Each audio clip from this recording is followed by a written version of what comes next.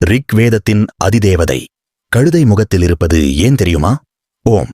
4 வேதங்களில் முதல் மற்றும் மிகப் பழமையான வேதம் ஸ்ரீ ரிக் வேதம். ரிக் என்றால் ஸ்தோத்திரம் மற்றும் ஸ்துதிப்பாடல்கள் என்று பொருள். இந்த வேதத்தின் அதிதேவதை ரிக் வேதமூர்த்தி. ஆகமங்களில் இவர் கழுதை முகம் கொண்டவராக 2 கரங்களுடன் அபயஹஸ்தம் வழங்கி அருள் புரிகிறார். ஆகமங்களில் கழுதை வேத ஒலியை இடைவிடாமல் சுமக்கும் சக்தி, பொறுமை மற்றும் நிலைத்தன்மையின் அடையாளமாக கருதப்படுகிறது. அதனால்தான் ரிக் வேதத்தின் முடிவில்லா மந்திர ஞானத்தை தாங்கும் ரூபமாக ரிக் வேதமூர்த்தி கழுதை முகத்துடன் சித்தரிக்கப்படுகிறார். அவரது இடப்பக்கத்தில் மயில் முகம் கொண்ட ரிக்வேத சக்தி தாமரையுடன் அமர்ந்திருப்பாள். ரிக் வேதம் முக்கியமாக தேவர்களை ஸ்துதிக்கும் மந்திரங்களால் நிரம்பியுள்ளது. அக்னி, இந்திரன், வருணன், வாயு, சூரியன், உஷஸ் போன்ற தேவர்களின் மகிமைகள் இதில் விரிவாக கூறப்படுகின்றன.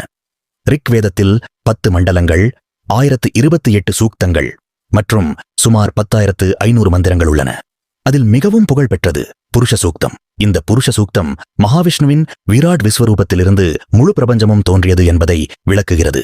ரிக் வேதத்தின் முக்கிய பிராமணங்கள் ஐதிரேய பிராமணம் மற்றும் கௌஷீதகி பிராமணம்.